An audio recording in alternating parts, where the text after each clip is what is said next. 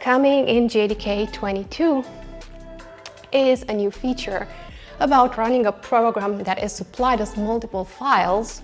So I'm going now into every of my records and I'm returning my JSON with my customized content.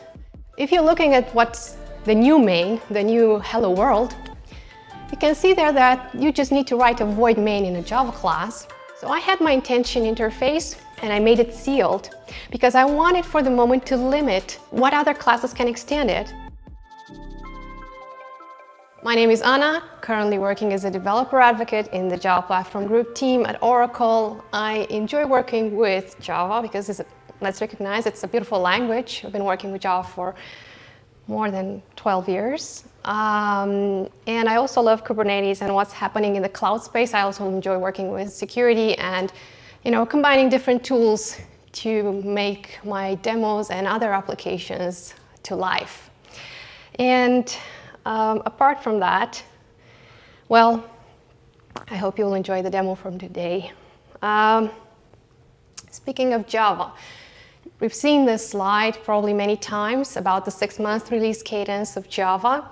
And you know that nowadays, every 6 months, with every release of Java, we get features, well, a smaller amount of features like in the past when we need to wait for years for Java version to be delivered.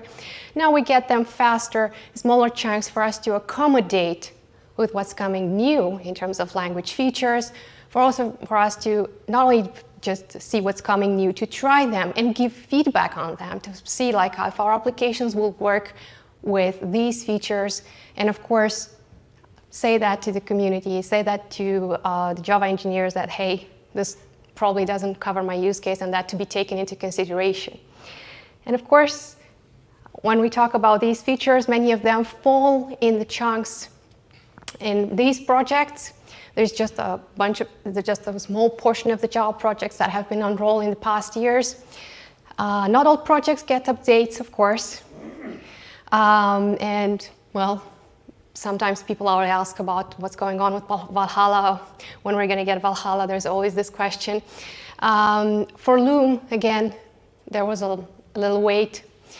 But all these wait and see of preview features, incubator features, and so on until the features are made final is for us, all of us, to take advantage of the stability of Java, of having also the backwards compatibility, have the safety in it, and have all the cases, all of us being covered by it. And this slide doesn't have some other projects, but they also make our lives better as well. So I want to start this talk with a nice quote from Brian Getz from his talk in Belgium. But this is a very good advice also for yourself when you're picking language features in your projects as well. The reason, well, one first thing that you can think about, when we're writing code, well, let's face it, we spend little time writing code, we spend more time thinking about what we're going to write, but we also spend a lot of time reading that code. So language features mean a lot for us because, for the future, we and our colleagues are going to read that code. And of course, we need a thoughtful way to move forward. Again, when we're coding, we also need to think about how that piece of code that we're writing is going to evolve in the future. And moreover, not only how it's going to evolve in the future, but what's its compatibility with other plans of integrations. And well, there's another catch to this quote that I'm going to share a little later, but just keep it in mind to be thoughtful when you're choosing features and language features when you're coding. Just don't pick them because they're beautiful, but because they're useful to your project. So let's start. I want to ask you something. Can you please raise your hand if in the audience are any junior Java developers, if you consider yourselves junior Java developers? So we have 1, 2. Okay. Okay. It's all about how you consider yourself. So we have 3 juniors. That's great. Welcome. How many of you think of themselves like having medium Java knowledge? Okay. That's surprising for some people. Yeah.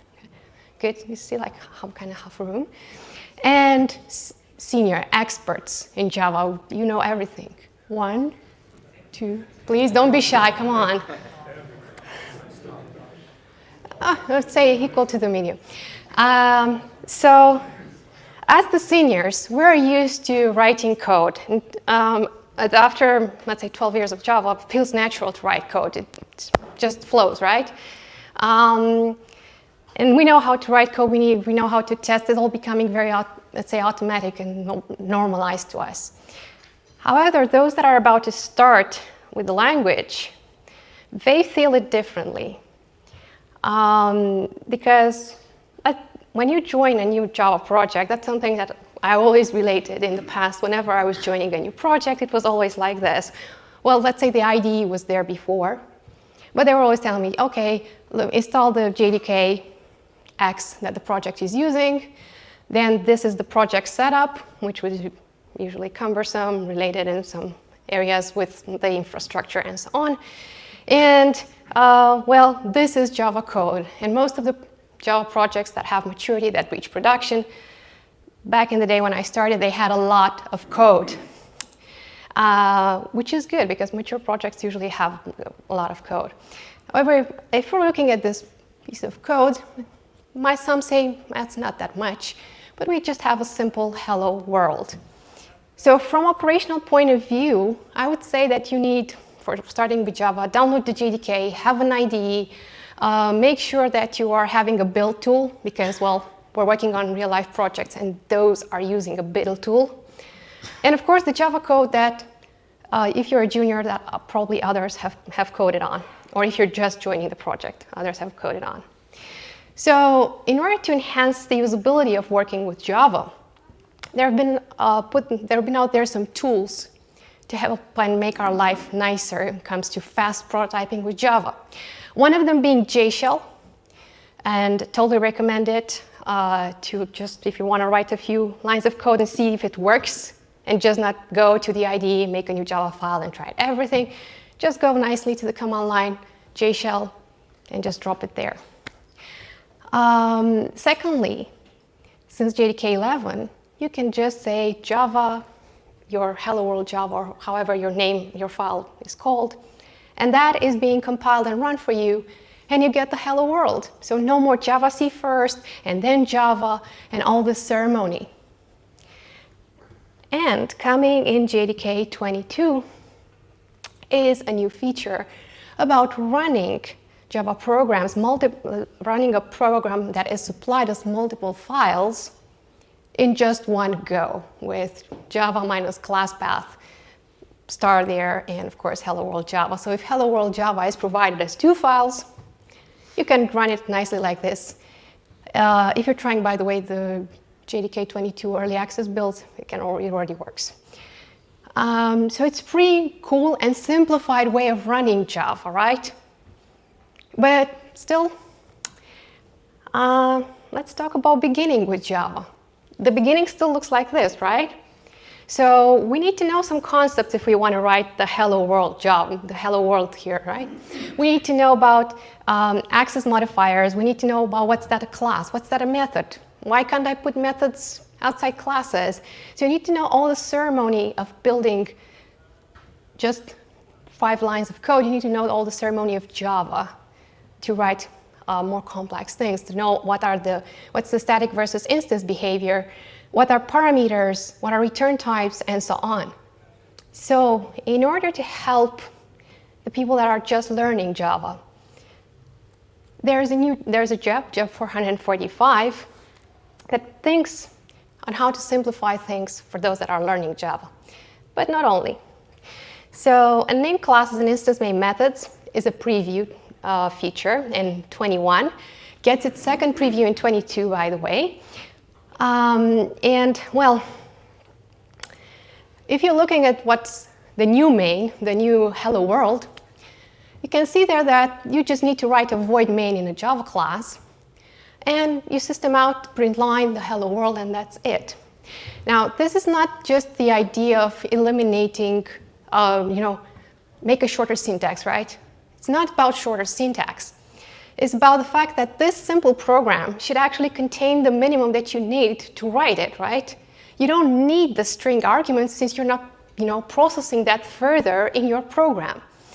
And to be honest, whenever we have a new idea and whenever we want to try something, we always start with simple methods. We build up classes and inheritance and everything else at a bigger rate. We're not just thinking of everything out of the box just from the beginning. But this is also useful for us in general for writing scripts in Java. So think of that as well. It's not just junior developers that are helped, but us as well when writing scripts in Java. And I promise you the second part of the quote. So here's the second part of the quote. Like, don't do things today that you don't want to be compatible with tomorrow. Now, some of you might say, okay, this is easy to say. It's always tough when there's pressure on you to deliver and to put things in action. However, always think of tomorrow and the people that are going to come after you, how are we going to work with that piece of code? And in the context of this job, there might be the question like, okay, so this is the new main. Other, what if my program has two types of main? Because that one was the most simple way to write the void main, but maybe there are other ways that I can, truncate the old syntax. So there's an invocation order with the syntax for the new main. So for example, the traditional public static void main, string args, will have precedence if it's used in a Java class. Next, if you're having one static void main without the string args, that's going to be evaluated second. The third evaluation comes for a void main string args, so no static modifier there. And last but not least, the one that you saw earlier in my slide, the very, very simplified version of void main. Please pay attention that all these are non-private, so don't make it private, and then it's not going to work. So this is a simplified way, nice language gift to start simpler with Java. If you want to know more on this feature, you can know more on this feature by reading the two jobs, of course. Then there's a very nice video done by my colleague Nikolai on how to script Java easily in 21 and beyond. And of course, Java 22 unpacking that contains more about this feature, but also about the other one that I mentioned, the job 458. Okay, so now we talk about beginnings, but we'll write most of the time Java programs that contain business logic, right? So let's go to something with more meat. So most of the time, our developer works requires to model the business logic of our software, right? There's always requirements coming to us from business, formulated in a, more generic or more specified, more specific manner. So with that in mind, let me bring to your attention a small application that I built for the JVM Advent Calendar. So this is called the Wrap App application and is sending gifts. So the idea is pretty simple. And the reason why I put the QR there is for you to scan it because we're going to use these requirements throughout the application. So it's better like to have them on mobile if you want to refresh on the requirements since they're new. So a sender can do a nice gesture and send somebody a very nice gift, right? And a sender can choose to send a nice postcard or is very important, a surprise depending on celebration. And the surprise can be of different types. It can be a coupon, an experience, like jumping with parachute, or a present, a physical present. Now, a postcard does not have an associated cost, but all the other ones, they do. And an online coupon has an expiry date, while the others, they don't. A present can be placed inside a box, which can have a cost as well. And of course, a sender can never give two postcards as a gift. The system will pick up the first postcard and ship it to the receiver. So these are some, let's say, minimal requirements for an application, an imagined application. I didn't use any framework for it. Now, in real life, probably you're going to pick a good framework to make this a reality. but I just wanted to use a few simple language features just to, prototype it, fast prototype it. So first thing, I thought about my model, and I was thinking like, okay, how I'm going to model this? And I thought about what I have in my system. So I have postcards, I have surprises, which can be of 3 types. All of them, postcards don't have a price, the others have a price. So whenever a sender wants to send some of these to a receiver, this feels like data, and I need something to carry my data throughout my system. But if I'm sending this a request, let's say to the system as JSON, I don't want to process JSON and strings throughout all my system. I want to make it into a model that's more closer to me. So I thought of using records for a postcard, for example, just to start off. And not just because, they're nice and they reduce boilerplate and they're a new cool feature, but it also because, they're safer. Deserialization proceeding in records through the constructor, preventing forging of instances. So that's one design choice that I took. Secondly, I thought about use more of the versatility of records and use record patterns, because if some of you have been to the talk about the Java language futures, they fuse a type test with conditionally extracting the record components. So what you're seeing here, you can see that I can deconstruct a record into its components in a more easier way compared to Java 16. And of course, I can do it like this, but I can also use type inference for binding to record components. So let's look again at our system. Our system, like this, the class diagram that resulted from it, and having in mind the requirements that we initially had, I thought, okay, so postcard, coupon, and experience and present, they're all good intentions from someone.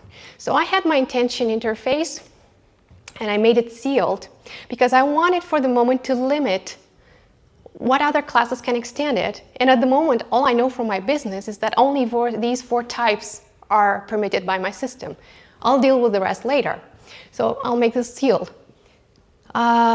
Secondly, I need to think about modeling. So I said already that postcard is a record. But besides that, coupon, experience, and present are also records. And last one, gift, because gifts can be either postcard or 1 coupon or 1 experience or 1 present. So it feels like it's something nested there.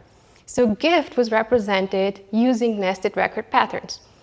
And this is composing pattern, because records are not just for representing the simple data like we saw earlier with postcard, but they also can be composed with nesting.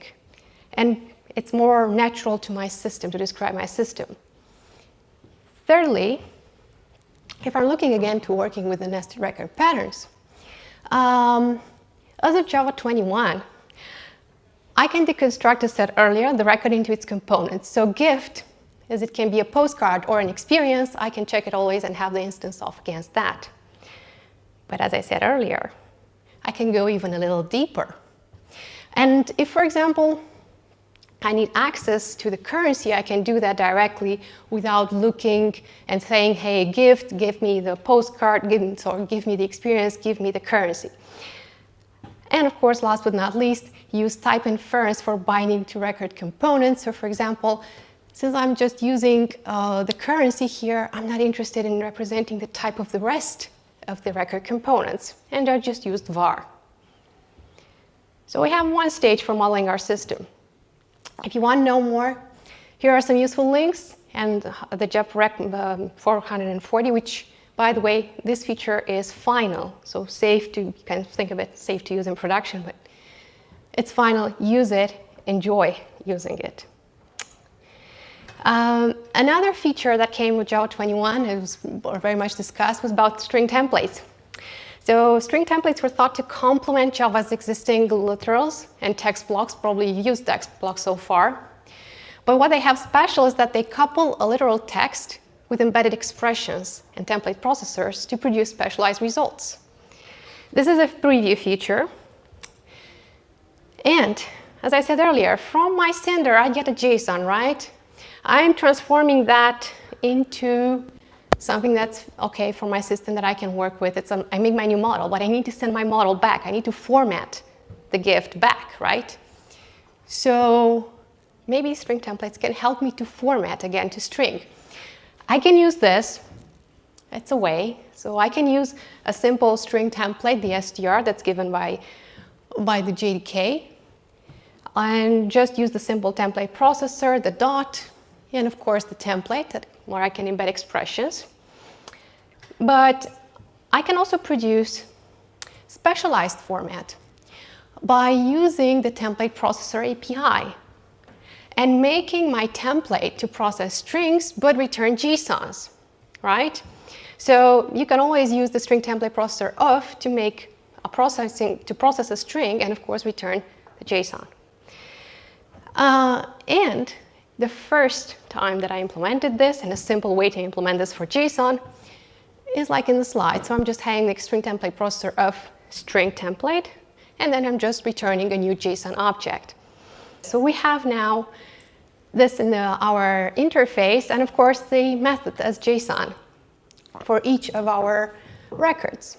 So I'm going now into every of my records, and I'm just, validating my JSON. I'm returning my JSON with my customized content. And I can also place expressions like the ternary operator to calculate the price. That can happen as well in the templates. I just don't need to calculate that beforehand to put it there. So pretty much simplified looks like this. And it's all very clean and nice. So if you want to know more, there's a newscast about how to interpolate strings in Java 21. More on string templates in the JEPs themselves. There's a second preview in JDK 22. And of course, there is an article on Inside Java with the code that I showed you earlier and more around it. But let's model a little further our system. So now we know that our system has records, is processing JSONs, can return JSONs further, but we need operations, right? So in order to have clean operations, we're going to use pattern matching for switch feature that was finalized also in JDK 21, JEP 441, and has many flavors. So this feature was made to expand the expressiveness of the switch expressions and allowing them to have patterns in the case labels. Of course, they can also treat the null hostility that we know about. Like you can have null in a case. That's what we know for the switches. Of course, secondly, they increase the safety of switch statements by requiring the pattern switch statements to cover all possible input values. And last but not least, as always, very important for Java, backwards compatibility. So your previous switches are also safe to use. They didn't affect that. What's new with JDK 21? I don't want to cover all the changes that happened with pattern matching. So with JDK 21, there were no more parenthesized patterns. And you can use qualified enum constants in case labels. So what this means is that, like for example, a postcard can have fonts, right? And let's say fonts, there are also two types. You can have color and you can have weight for the font. It can be bold, it can be bold, italic, or regular. And you want to treat those cases differently. Prior to JDK 21, you couldn't achieve the cases with whens on enums. Now you can do this, and elegantly and nice. So these were the changes that occurred for pattern matching in switch only for 21. But this is just for the processing of the color. I said we need more operations. So if I am to think again to my requirements for processing the request and returning the gifts based on what the system was requiring, a possible modeling of a system is to have an exhaustive switch that treats all the cases for my system. Yeah, there are a lot. But this, what you get, And you need to check, of course, for some edge cases when maybe somebody says, okay, I want everything for free. And you need to say, hey, if you want for free, you're just getting a postcard. You don't trick the system. But for the other cases where you're wanting to send a postcard and a gift or another surprise to someone, you can just merge the two and have them there. So this is the first state of the switch. A lot of options, and I think some of you already see some way to optimize this, and that's very good. So let's optimize this. If you want to know more for the moment about pattern matching, I can recommend you to, of course, read the JEP, but moreover, there is some nice writing from Brian Goetz about pattern matching in the Java object model and patterns, exhaustiveness, inconditionality, and reminder. And of course, the state of pattern matching from 2022 of Brian's. So we want to, let's say, improve, the last improvement to give to our code, because there were some things that were overlapping. But that's very easy to do thanks to another preview in JDK 21, but becoming final in JDK 22, and name patterns and variables to improve code maintainability. Some IDEs already might suggest that to you, by the way. This feature comes in the context for the fact that it's common for programs to just need only some of the components for further processing, like we saw earlier, right? So, for example, the code we had earlier, if we are to look at it, can become this. The reason being is because on the right side of each case, we don't always use everything that's on the left in the case. So for example, in case of the gifts, we can easily replace with underscore the parts that we're not using further, right? So the switch earlier gets simplified to less cases to treat, and everything gets put together in this short sentence. So it's great that's finalized in JDK 22, but I suggest you give it a try starting with 21, as it would be thoughtful to leave some time for others as well. I'd like to tell you to stay tuned for more, to go and check the articles on dev.java, and to invite you to contribute to dev.java, as we welcome community contributions from you in writing better articles to help developers improve themselves. I welcome you to also check Inside Java, where we publish what's like an aggregate of news, what's going on with the latest JEPs that are published for each new JDK release, but also can be like examples or research done by some JDK engineers.